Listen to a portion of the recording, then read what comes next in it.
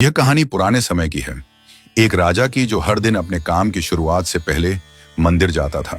राजा की यह पुरानी आदत थी कि वह हर दिन मंदिर जाता और वहां प्रार्थना करता। जब वह वापस महल लौटता तो वह कुछ समय के लिए मंदिर की सीढ़ियों पर बैठकर शांति प्राप्त करता। हर दिन ऐसा होता कि मंदिर की सीढ़ियों पर उसके दाएं और बाएं दो भिखारी बैठते। दाहिने ओर बैठा भिखारी कहता, हे भगवान, आपने राजा को बहुत कुछ दिया है, मुझे भी थोड़ा सा दे दो।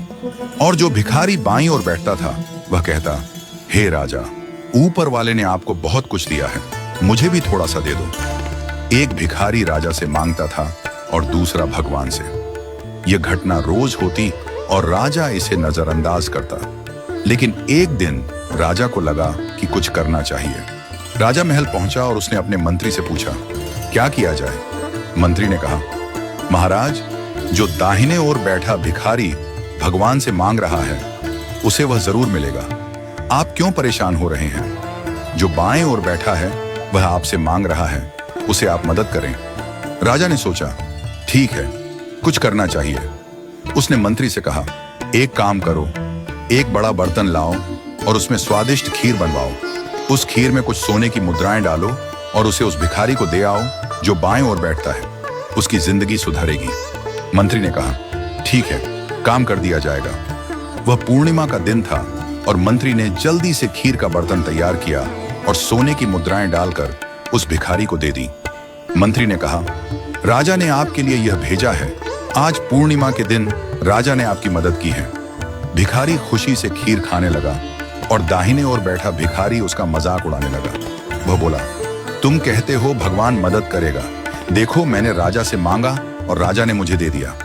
भिखारी ने खीर का थोड़ा सा हिस्सा खाया और सोचा कि अब क्या करें। खीर का काफी हिस्सा बचा था तो उसने सोचा, मैं उसे किसे दूं?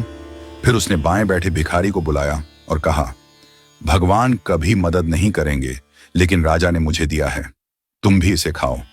इस प्रकार उसने बची हुई खीर बाएं बैठे भिखारी को दे दी। राजा अगले दिन मंदिर गया और देखा कि दाहिने ओर बैठा भिखारी गायब था, जबकि बाएं ओर वाला भिखारी वहीं बैठा था। राजा ने उससे पूछा, क्या तुम्हें खीर नहीं मिली? भिखारी बोला, महाराज, मुझे खीर मिली थी और वह बहुत स्वादिष्ट थी। मैं तो पूरी खीर खा गया था, लेकिन थोड़ी सी बची थी तो मैंने उसे उस भिखारी को दे दी जो भगवान से मदद मांग रहा था। राजा ने कहा, तुम जानते हो उस खीर में सोने की मुद्राएं थीं।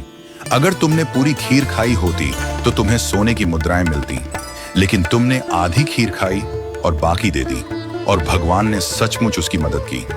देखो, वह भिखारी अब भिखारी नहीं रहा, वह अब अमीर हो चुका है।